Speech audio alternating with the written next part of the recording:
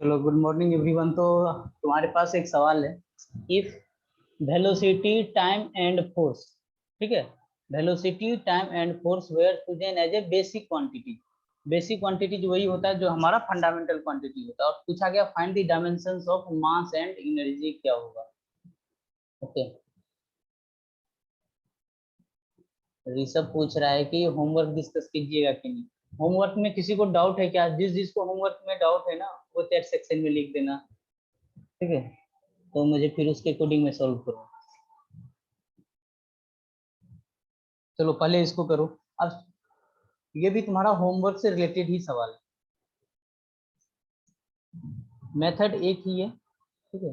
हाँ sir, Siddharth, okay, चलो ठीक है, कर लेंगे होमवर्क भी डिस्कस। पहले इसे करो। अब इसे बताओ कैसे करोगे।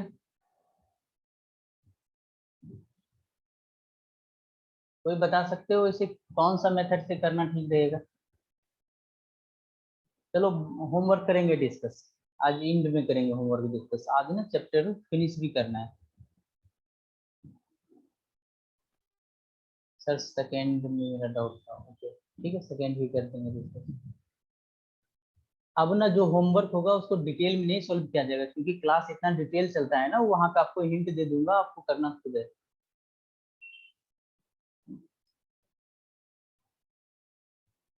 कोई बता सकते हो करने का तरीका? देखो,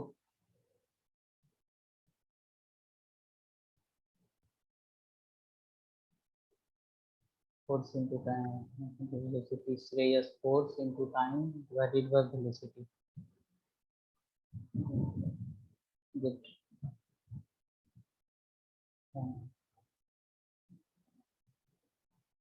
चलो इसको मैं सॉल्व करूँ।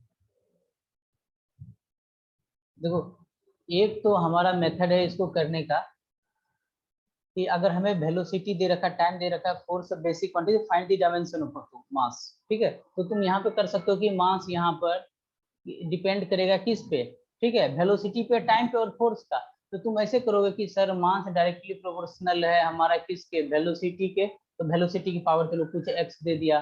फिर टाइम के प्रोपोर्शनल है तो टाइम के प्रोपोर्शनल वाई दे दो, और फिर फोर्स के प्रोपोर्शनल है तो यहाँ से जेड दे दो। तो एक्स वाई जेड निकालोगे, ठीक है, यहाँ से आंसर निकल के आ जाएगा। इनसे पहले, ठीक है, बोर्ड मेथड में अगर आएगा तो आपको ऐसे करने, कुछ सवाल ऐसे होते हैं, ठीक है, जो हमें इतना करने का जरूरत नहीं है, तो इससे भी हम कम टाइम में कर लेंगे। इससे कम टाइम में हम कैसे कर लेंगे? ओके, तो देखो, हमें मास मास का क्या फॉर्मूला होता है बताओ, कि जहां पे हम वेलोसिटी टाइम और फोर्स को हम रिलेट कर पाए।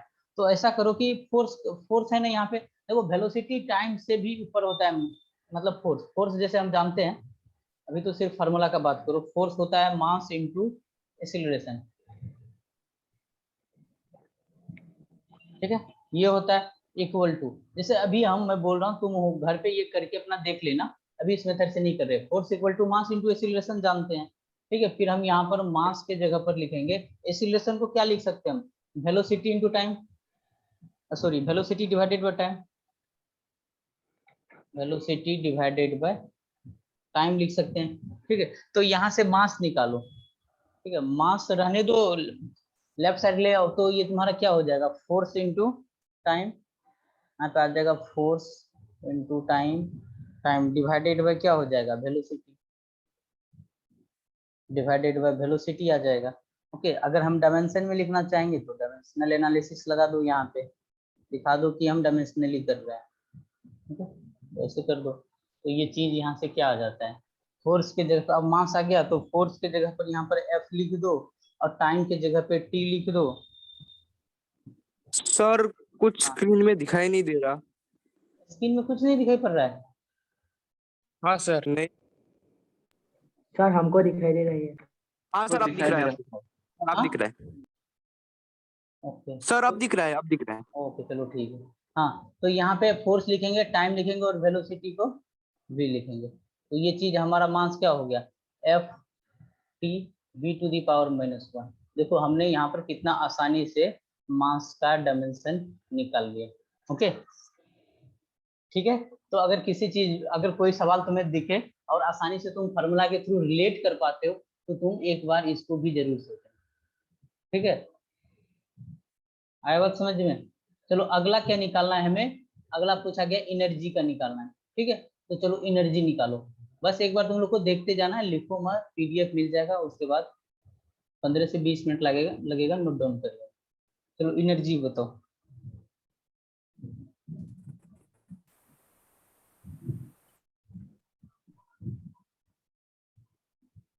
ठीक है, अगर हम बी पार्ट इसका देखें, एनर्जी, अब एनर्जी लिखा है ना, तो बताया नहीं कौन सा एनर्जी, तो कोई भी फॉर्मूला एनर्जी का लगा देते हैं, half M V square. Okay, तो यहाँ से हम क्या लिखेंगे इसको, मास का डायमेंशन इनटू वेलोसिटी का स्क्वायर, और हाफ तो कांस्टेंट होता है, इसका कोई डायमेंशन नहीं होता, ठीक है। और इधर भी डायमेंशन एनालिसिस लगा दो। तो अभी तुमने कुछ देर पहले मास का निकाल लिया, F T V to the power -1, और यहाँ पे वेलोसिटी का स्क्वायर है, तो वेलोसिटी का स्क्वायर रखो और दोनों को आपस में मल्टीप्लाई कर दो, ये क्या हो जाएगा, एफ टी वी आ जाएगा। ठीक है, कितना आसानी से ये आंसर आ गया। ओके, तो कहीं कहीं पे आपको ये मेथड भी ट्राई करना है। ओके,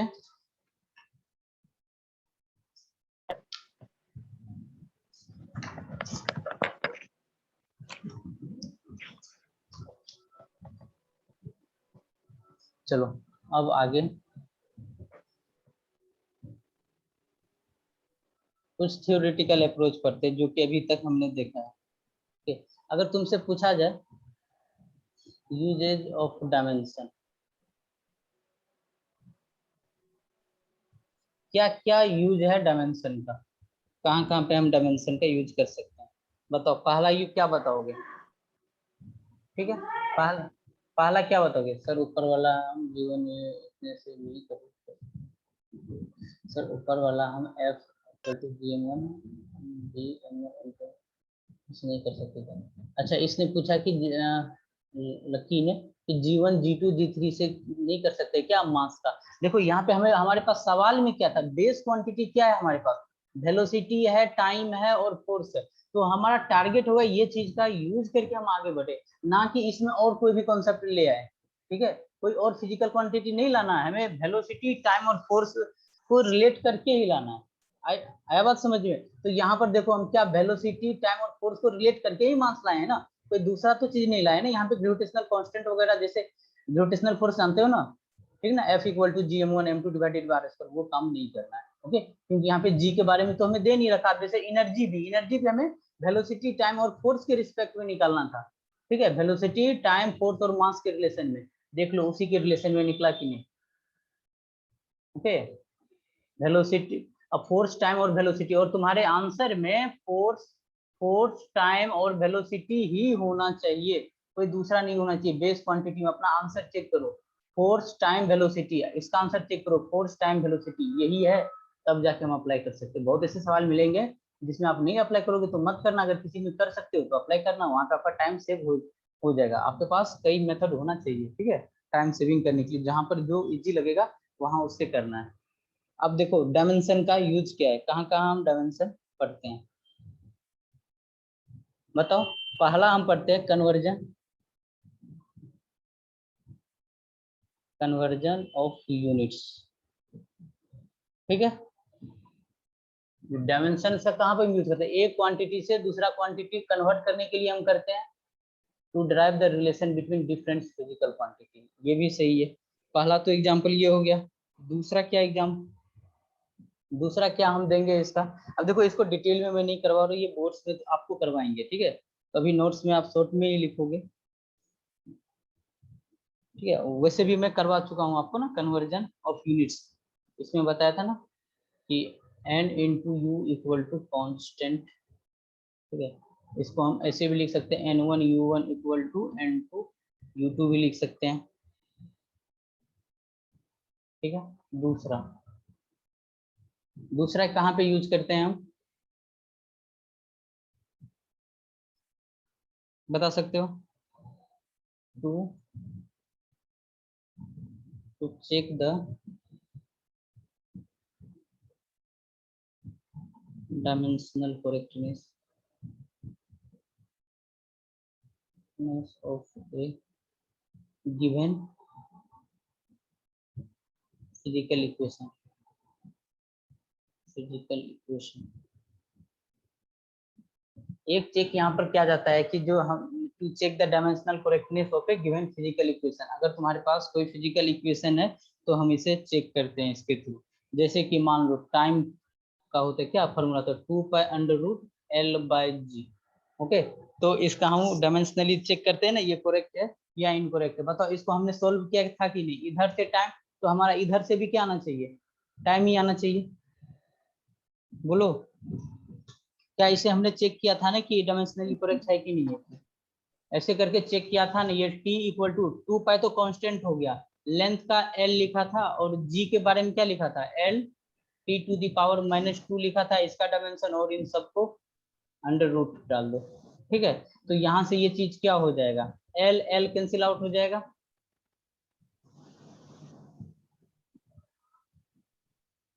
यहाँ से हम l को और l को कैंसिल आउट कर सकते हैं, और ये t ऊपर जाएगा तो रूट में t² हो जाएगा, बाहर आएगा तो ये क्या आ जाएगा? t ही आ जाएगा। तो ये क्या हमारा डायमेंशनली करेक्ट है ना, LHS इक्वल टू RHS हो जाए। एक तो हमारा होता है कि डायमेंशनली करेक्ट करने के लिए। ओके, और थर्ड क्या आता है? और इनका थर्ड आता है हमारा principle of homogeneity of dimension. Principle of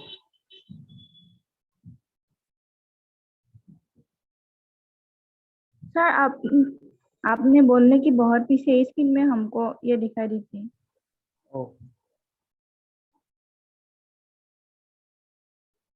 ऊपर वाला स्क्रीन, इसका तो नोट्स मिल जाएगा ना तुम लोगों को, बस देखते चलो ना। ठीक है, तो कहाँ कहाँ हमने यूज किए इनका, देखो कंप्लीट हो चुका, आपको पता है कहाँ कहाँ हमने यूज किया है इनका। कन्वर्जन ऑफ यूनिट से, ठीक है, एक यूनिट से दूसरे यूनिट में हम कन्वर्ट कर रहे थे, वहां पे हमें डायमेंशन का जरूरत पड़ा था। फिर उसके बाद कहाँ पे हमें जरूरत पड़ा कि इनका फिजिकली ये सही है या नहीं है, ये फॉर्मूला सही है कि नहीं, उनका करेक्टनेस चेक करने के लिए हमने देखा। फिर उसके बाद हम थर्ड क्या देखे? Principle of homogeneity of dimension. अब ये चीज क्या होता है आपको पता होगा। ठीक है, और कुछ बता सकते हो क्या? और फोर्थ पॉइंट अगर लिखना है, फोर्थ पॉइंट लिख सकते हो, to establish the relation among various physical quantity.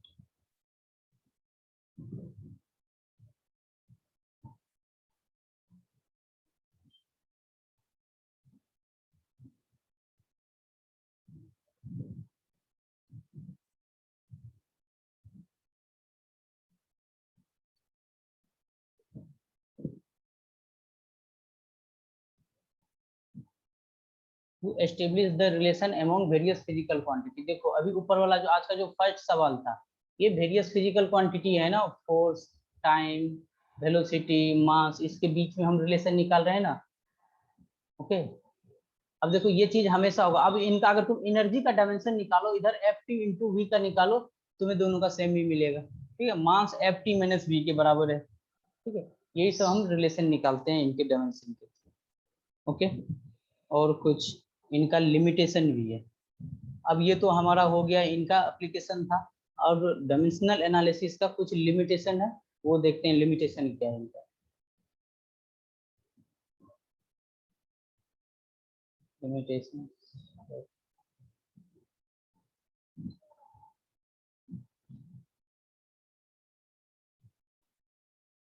बता सकते हो क्या क्या लिमिटेशन होता है?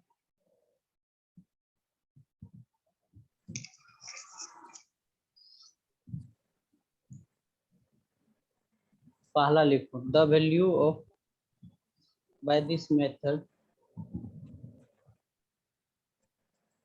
this method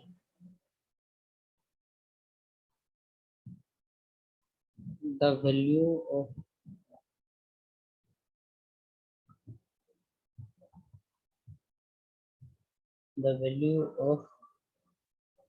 dimensionless constant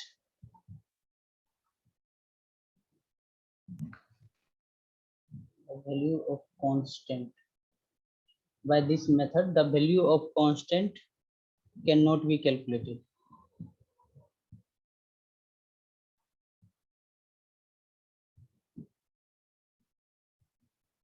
अब जैसे कोई न्यूमेरिकल वैल्यू आ रहा था, हाफ आ रहा था, कुछ भी आ रहा था, उसको हम क्या कर रहे थे बताओ? डायमेंशनलेस कह रहे थे। डायमेंशनलेस, वही चीज हम कर रहे हैं। By this method the value of constant can not be calculated. तो उस चीज को हम क्या बोल दे रहे थे? डायरेक्टली हम डायमेंशनलेस बोल दे रहे थे। चाहे कोई भी न्यूमेरिकल कांस्टेंट है वो डायमेंशनलेस है। तो एक ये हमारा लिमिटेशन था।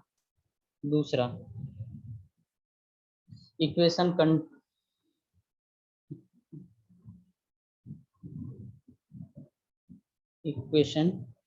containing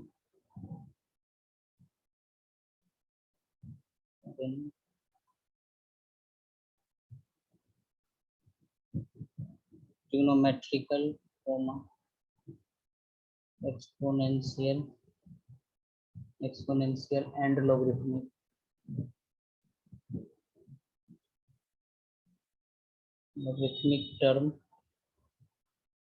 terms cannot be analyzed.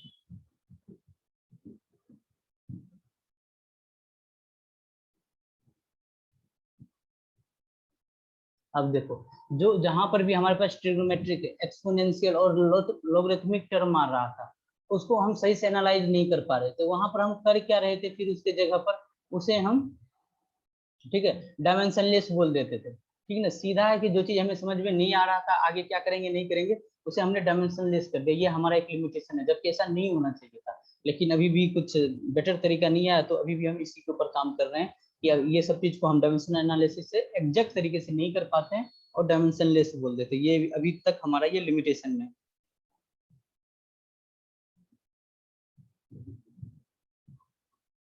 Third limitation क्या है?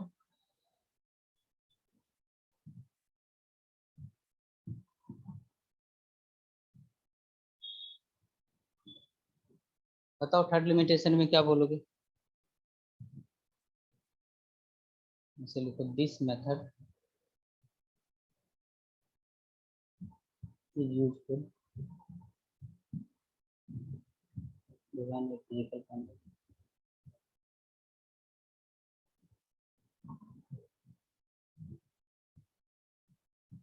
a physical quantity depends on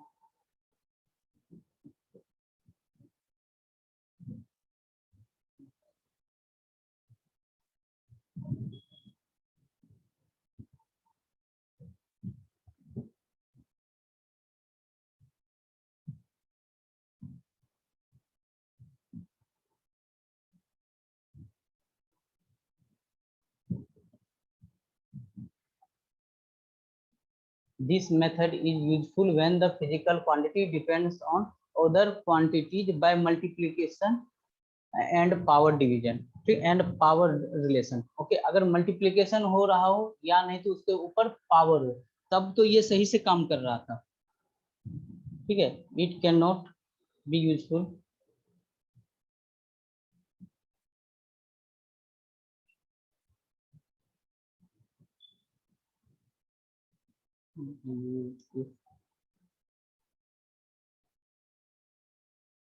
physical quantity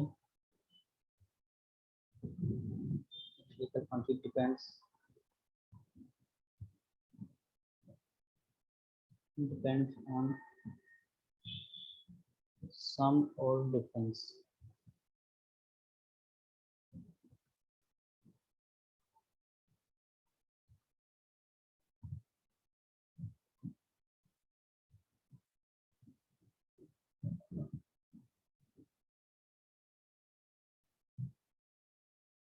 ठीक है, अगला, it can not be used for physical quantity depends on some और डिफरेंस ऑफ टू क्वांटिटीज। ठीक है, अब अगर सम और डिफरेंस हो रहा है, ठीक है, वहां पर ये सही से वर्क नहीं करता। जैसे s equal to u t plus half a t square, ठीक है, ये इक्वेशन पढ़े हो? ठीक है, इक्वेशन ऑफ मोशन में आता है। डायमेंशनली करेक्ट इक्वेशन में भी रहो। अभी इसके ऊपर हम आते हैं स्टेज। ठीक है, s equal to u t plus half a t square है।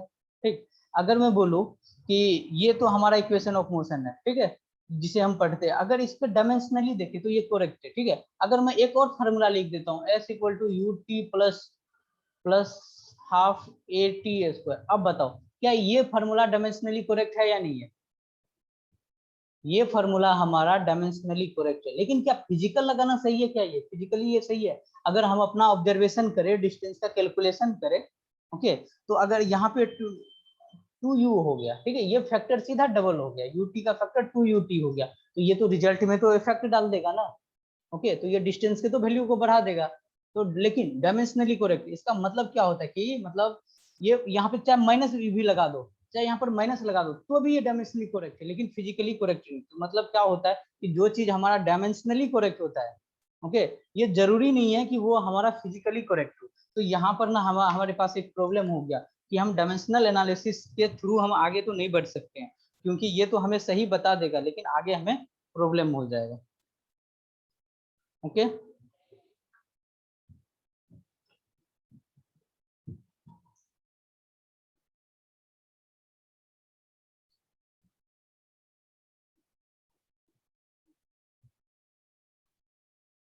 ठीक है, चलो, ये तो मेन 3 कुछ पॉइंट्स है जो आपको पता है डायमेंशनली करेक्ट इक्वेशन में भी हो। हाँ, ये भी सही है, ये सब ऑब्जेक्टिव में आपको काम देगा। चलो अब इसके ऊपर कुछ नोट पॉइंट करके आगे बढ़ते हैं। सर वो थर्ड पॉइंट फिर से समझा दीजिए एक बार। थर्ड पॉइंट यही कह रहा है, अगर मैं बोलूँ force equal to mass into acceleration है, ठीक है, तो यहाँ पर क्या हो रहा है, मल्टीप्लीकेशन हो रहा है ना, मल्टी अगर, ठीक है, मल्टीप्लीकेशन हो रहा है, तब तो ये चीज सही से वर्क कर जाता है, ठीक है। अगर वही v equal to u plus 80 लगा दो, ठीक है, अब यहाँ पर तुमने 80 कर दिया, ये एडिशन जैसे ही हो जाता है, और एडिशन और सब्ट्रैक्शन डायमेंशनली क्या होता है, सेम ही वैल्यू होता है ना। मान लो अगर तुम्हें मैं, चलो ठीक है, इतना हो गया, एडिशन करो या सब्ट्रैक्शन करो, यही चीज आएगा। मान लो कि यही चीज को तुम अगर फिजिकली करेक्ट सही करो, ओके, अगर तुम इसको फिजिकली देखो, अगर मैं तुम्हें दे दूं u का वैल्यू ले लो 2 मीटर पर सेकेंड, ठीक है, फिर एक्सीलरेशन ले लो 10 मीटर पर सेकेंड, और टाइम ले लो तुम 2 सेकेंड, ठीक है। अब यहाँ पर ये वेलोसिटी डालोगे, एक बार प्लस में देखोगे तो डिफरेंट वैल्यू आएगा, एक बार माइनस में देखोगे तो डिफरेंट वैल्यू आएगा, ओके, वेलोसिटी का दो डिफरेंट वैल्यू आएगा।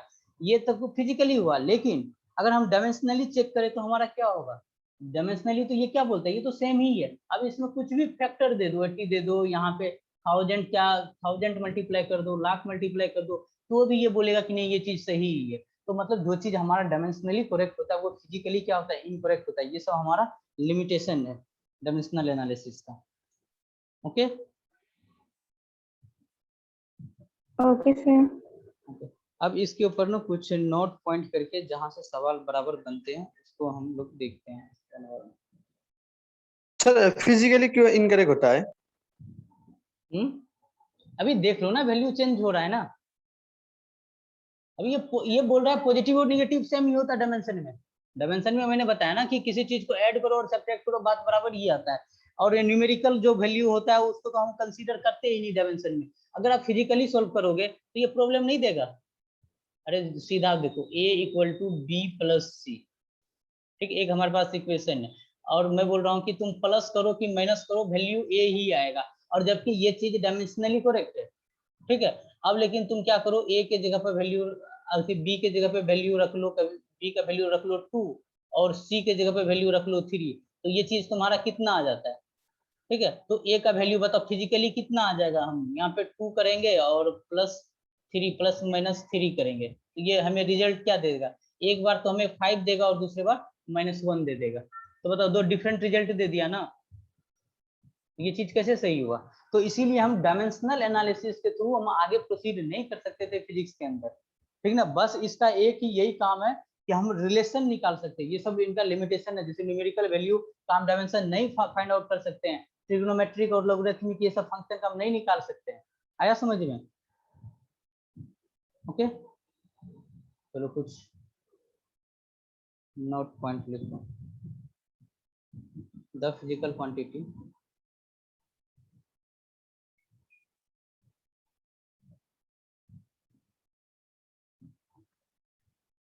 the physical quantity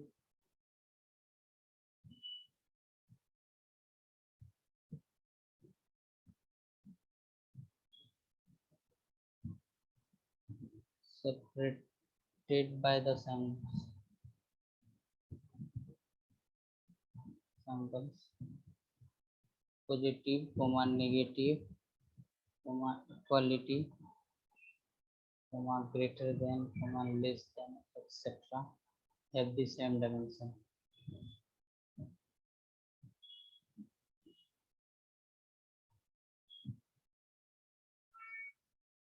होगा कि नहीं बताओ? The physical quantity separated by the symbol, positive हो, निगेटिव हो, इक्वालिटी हो, ग्रेटर देन हो, लेस देन हो, इन सब का सेम डायमेंशन होता है। ओके, अगर मैं लिखूं v equal to u plus 80 लिख दूं, या नहीं तो मैं v इक्वल टू, ठीक है, v equal to u minus 80 लिख दूं, या v इक्वल टू, यहाँ चलो इक्वालिटी तो यहाँ पे v equal to u minus 80 लिख दूं, या नहीं तो v equal to u greater than 80 लिख दो, v equal to u less than, ऐसे करके 80 लिख दो। ये चारों जो है ना डायमेंशनल एनालिसिस में ऑल आर सेम, ठीक है, सब सेम ही है, ठीक है। Yes, sir. Yes, sir. Yes sir.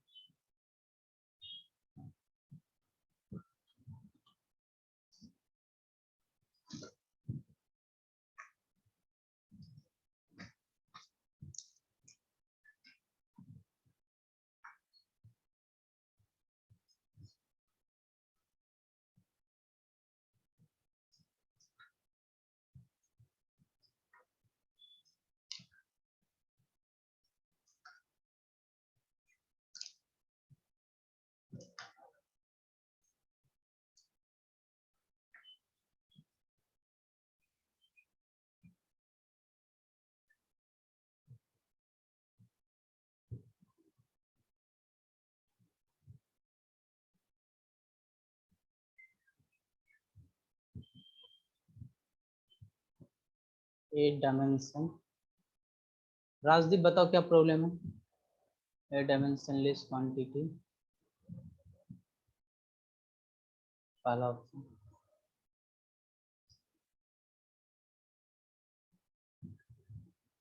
Never has a unit B, always has a unit C, may have a unit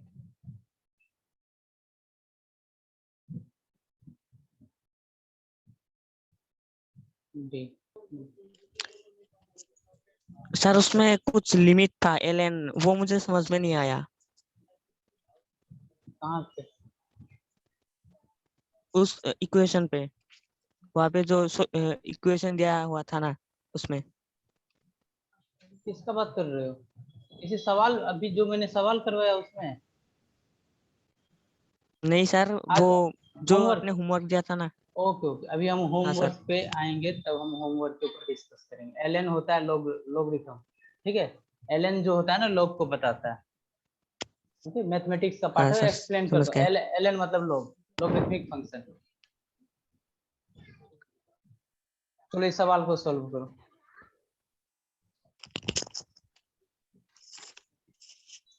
A dimensionless quantity, चार ऑप्शन है, never has a unit, always has a unit, may have a unit, does not.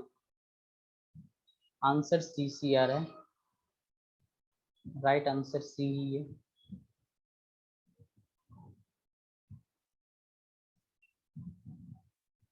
ये भी बता रहे Greece नहीं। अभी देखो एक एग्जांपल लेते हैं इसको करने के लिए, इसको एग्जांपल के थ्रू समझो। प्लेन एंगल, प्लेन एंगल, ठीक है, प्लेन एंगल का यूनिट बताओ क्या था, याद है वो यूनिट? Radian. हाँ, प्लेन एंगल का यूनिट होता है रेडियन। इसको हम कन्वर्ट कर लेते हैं डिग्री में भी, ये सब कन्वर्जन देखेंगे हम, रेडियन या डिग्री। अभी रेडियन जानो। तो प्लेन एंगल क्या होता है, जैसे हम किसी, एक सर्कल है, यहाँ से इसका रेडियस आर है, ये एंगल हमारा थीटा है, तो ये वाला हमारा यहाँ से यहाँ लेंथ आर से कहलाता है। तो अगर यहाँ से हम थीटा जो निकालेंगे वो थीटा निकालेंगे हम आर्क डिवाइडेड बाय रेडियस। लेकिन आर्क भी एक टाइप का लेंथ है, रेडियस भी एक टाइप का लेंथ है। अगर हम थीटा के यहाँ पे हम डायमेंशन लिखे तो यहाँ से हो जाएगा एल डिवाइडेड बाय एल, और एल डिवाइडेड बाय एल 1 हो जाएगा। 1 किसको रिप्रेजेंट करता है? एम के पावर 0, एल के पावर 0, पी के पावर 0 को। मतलब क्या है ये चीज? हमारा डायमेंशन लेस है। हाँ, डायमेंशन लेस है, बट डायमेंशन लेस है।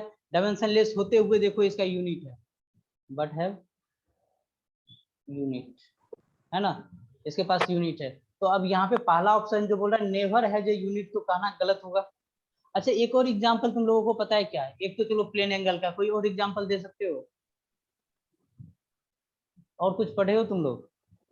Sir solid angle, solid angle, solid angle तो अभी तुम लोग पढ़े नहीं। हाँ, स्ट्रेन, हाँ very good. Numerical value, steradian.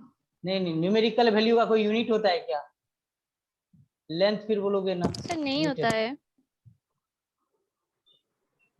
नहीं, तुम अब जैसे तुम न्यूमेरिकल वैल्यू में तुम बोलोगे, जैसे 5 बोलोगे तो कोई मतलब ही नहीं हुआ ना इनका। अगर तुम 5 मीटर बोल दोगे तो इसका तो यूनिट भी हो गया मीटर, और इसका डायमेंशन भी हो गया, क्या बोलेंगे? लेंथ एल बोलेंगे। ऐसा हमें कहना है, खोजना है जिसका हमारा क्या हो? यूनिट हो, जिसका हमारा क्या हो? हमारा यूनिट हो, डायमेंशन ना हो। ओके, एक तो हमारा ये हो गया। एक हमें कुछ स्ट्रेस स्ट्रेन के बारे में बताया, ठीक है, स्ट्रेन के बारे में, वो सही है। स्ट्रेन क्लास आपने पढ़ा नहीं होगा, लेकिन क्लास 10th में एक चीज पढ़ा होगा, जो पढ़ चुके वही एग्जांपल दे रहा हूँ। अगला एग्जांपल एक और ले सकते हो, रिफ्रैक्टिव इंडेक्स। रिफ्रैक्टिव इंडेक्स पढ़े हो क्या? ये म्यू, ठीक है। Yes sir. Sir speed of light. अब बताओ रिफ्रैक्टिव इंडेक्स का क्या होता है? कोई यूनिट होता है क्या म्यू का? No sir. इसका कोई यूनिट नहीं नहीं। है। इसका कोई डायमेंशन होता है क्या? म्यू का फॉर्मूला No, होता सर ये है, डायमेंशन लेस होता है। ये डायमेंशन लेस भी होता है। तो इसका जो फॉर्मूला होता है, velocity of light in material, velocity of light in a material, किसी भी मटेरियल के अंदर वेलोसिटी ऑफ लाइट का, and velocity of light in A vacuum, velocity of light in vacuum, ठीक है। अब ऊपर में भी वेलोसिटी, नीचे में भी वेलोसिटी। ओके, जब इसका हम डायमेंशनल एनालिसिस करेंगे तो ये चीज क्या हो जाएगा? 1 हो जाएगा। मतलब ये M nought, L nought, T nought, तो ये हमारा क्या हो जाएगा? डायमेंशनलेस, ठीक है। ओके, मतलब एक चीज तो हम बोल सकते हैं कि जो चीज हमारा डायमेंशन लेस होता है, क्या उसका यूनिट हो सकता है? बताओ, अगर तुमसे पूछा जाए जो क्वांटिटी का डायमेंशन लेस होता है, कोई फिजिकल क्वांटिटी या डायमेंशन लेस है, क्या उसका यूनिट हो सकता है? अभी तुम्हारे पास 2 एग्जांपल है ना, हो सकता है। मैं अभी देखो ना प्लेन एंगल। अब ऐसा बताओ, अगर कोई ऐसा है जिसका कोई यूनिट ना हो और उसका डायमेंशन हो, ठीक है। अब जैसे रिफ्रैक्टिव इंडेक्स, इसका कोई यूनिट नहीं है ना इसका। यहाँ पे लिखो इसका हैव नो यूनिट। अब बताओ रिफ्रैक्टिव इंडेक्स का कोई यूनिट नहीं है, और जिस चीज का कोई यूनिट नहीं हो, श्योर रहो कि उसका कोई डायमेंशन नहीं होगा। चलो हम सवाल पे आते हैं। A dimensionless quantity never has a unit, फिर लिखा जा रहा है कि ऑलवेज हैज ए यूनिट। अभी देख लो डायमेंशनलेस क्वांटिटी एक हमने रिफ्रैक्टिव इंडेक्स का देखा, ठीक है, डायमेंशनलेस है और इसका यूनिट भी नहीं है, क्या ऑलवेज लिखना ठीक है? गलत है। अब यहाँ पे लिखा हुआ मे हैव ए यूनिट, ये जा सकता है, ठीक है। मे अभी आया ना, हो भी सकता है, नहीं भी हो सकता। कोई डायमेंशनलेस क्वांटिटी है तो उसका क्या होगा? बताओ, कोई डायमेंशनलेस क्वांटिटी है तो उसका यूनिट हो भी सकता है, नहीं भी हो सकता है। अगर कोई यूनिटलेस क्वांटिटी है तो क्या उसका डायमेंशन होगा या नहीं होगा? नहीं होगा सर। हाँ, ऑलवेज नहीं होगा। नहीं। वेरी गुड, ठीक है। ये सवाल क्लियर हो गया। ये सवाल ना बहुत दफा पूछा जा चुका है, नीट हो या आईआईटी हो। एक सवाल और कर रहा हूँ, ये पूरा का पूरा मैथमेटिकल टर्म में आपको समझना पड़ेगा। ओके, मैं एक्सप्लेन करूंगा। ए यूनिटलेस क्वांटिटी, पहला, never has a non zero dimension.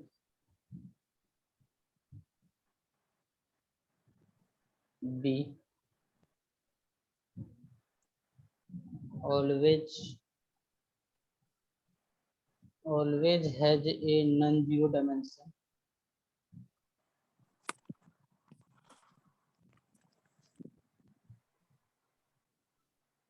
C may have a non-zero dimension.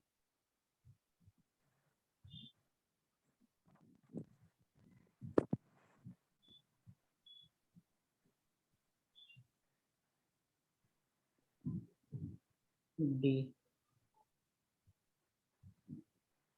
does not exist.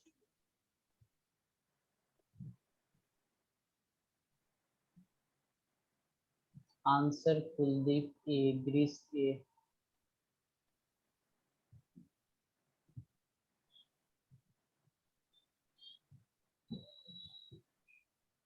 बताओ क्या होगा आंसर?